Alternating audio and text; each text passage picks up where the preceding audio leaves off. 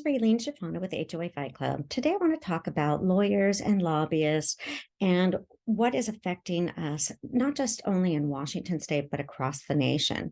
Homeowners this year asked the Attorney General's office to put forth some bills that added the Attorney General's protection.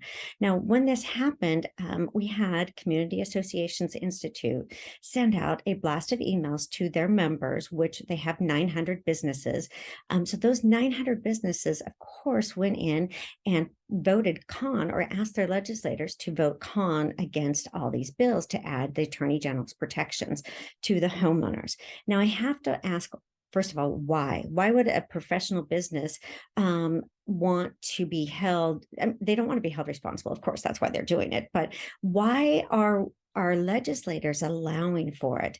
If we look at who's donating to CAI, you will see that there are many things that are happening here. We have many people that donate to CAI, and one of them is attorneys. So you have a list of attorneys here. We have Parker Martin, we have Condo Law Group, we have Podium McDonald, we have Raphael Law Group, and they're donating thousands of dollars every year. Every year they're donating to CAI to lobby and legislate against homeowners. They're not lobbying for our rights, but they're lobbying for the rights of these property managers and attorneys to be held harmless in their actions. I feel that there was a lot of false statements. So if you're looking at an attorney that's doing a lobbying, you can't have any false statements. These false statements can distort the decision-making process. So if legislators are hearing that, oh my goodness, these homeowners are going to be sued and they're going to be held they're not going to be held harmless, but they're going to have to pay.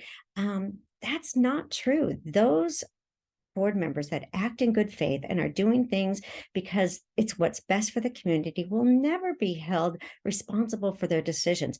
Only if they violate the law will they be held harmless or held responsible. So I really think that the lobbyists that are the lawyers that are acting as lobbyists aren't being truthful in their testimony, and they should be held responsible for that because they're scaring our legislators into thinking that these volunteer board members won't serve.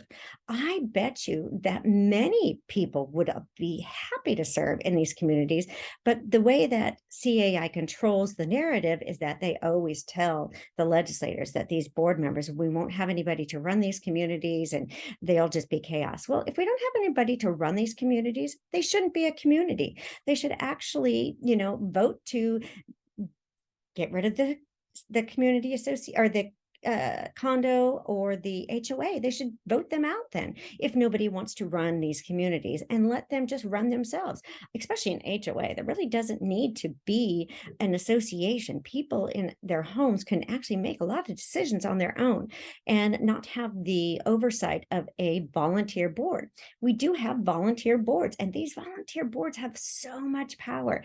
They can fine you, they can foreclose on you. And when they do this, they don't even have to go to the courts. They can be jury, judge, and executioner. And the attorneys that represent these firms, they don't have to follow the laws, not the fair collection laws or the fair housing laws. They just say, well, it was the board's decision. So they are held harmless because they act as if the board is making all these decisions and not the attorney that's guiding them or the property manager that's guiding them. I feel that I'm in agreement with Chief Justice Earl Warren when he remarked that the wise voice of the people may all too easily be drowned out by the voice of a special interest group seeking favored treatment while masquerading as proponents of the public. So let's talk about that, because CAI says they represent homeowners. They don't represent homeowners. They represent the people that are their members. 900 businesses. And think about each one of those businesses has people that are members also. So these 900 businesses are controlling the legislators right now. They are saying that if we add protections of the Attorney General's office to the laws, that these board members will be hurt by this decision. That is not the truth. All corporations should be governed by Attorney General's office.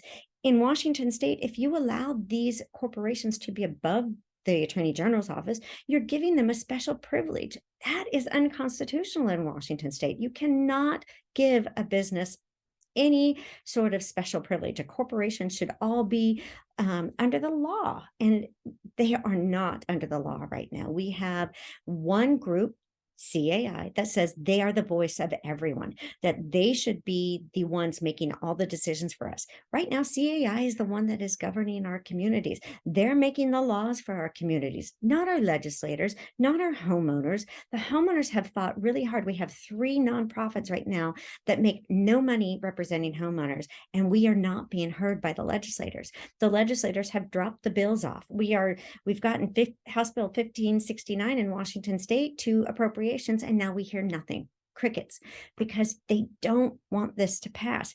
There's a very easy solution.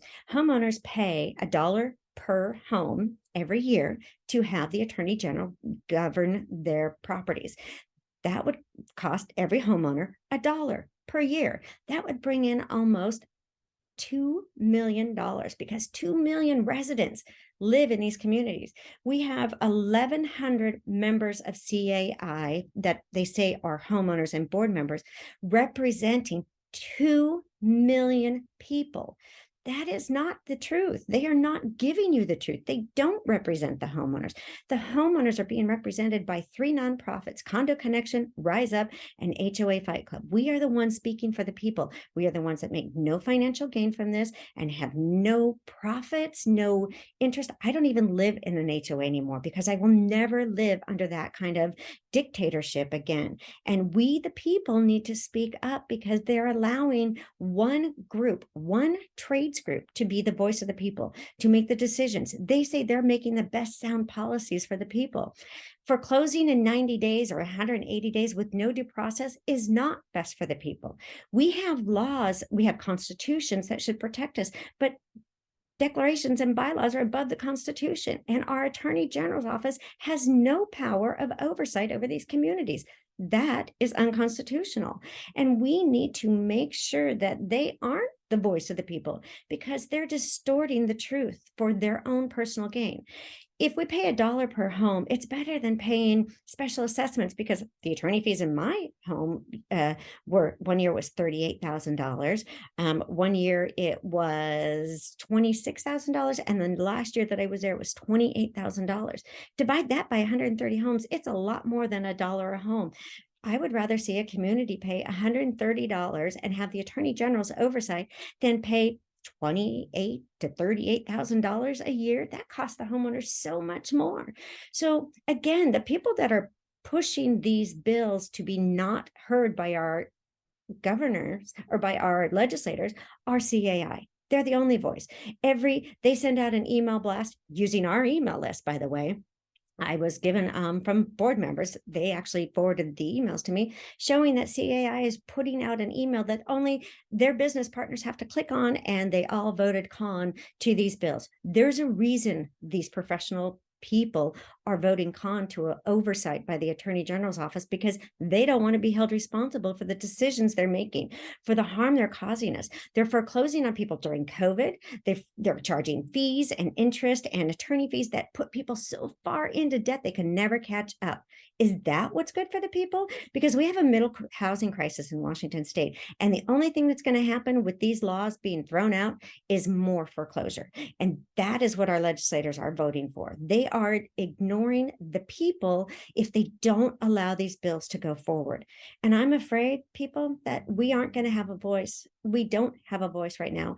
I am fighting for our voice to be heard, but I don't think that we are being heard above those professionals that have been doing this. This is their 50-year anniversary. They've had 50 years of lobbying and legislative actions to go against the homeowners, to take our homes in with non-judicial foreclosures and super priority liens. And you'll have to pay your mortgage when you get fined into foreclosure for a $50 fine, and the attorney adds their, $10,000 or $15,000 worth of fees. We have to say no more. What we allow to continue will continue. And I hope that I can educate you enough that maybe next year or the year after, we can have enough homeowners' voices be heard, because we're not being heard right now by our legislators. They are not Let me take that back. Some of them are listening, but we have legislators that are knee deep into this and they don't want us to be heard. And I'm afraid that our voices will be drowned out by the professionals that have been doing this for 50 years. All right, you guys, I'll see you on the next one.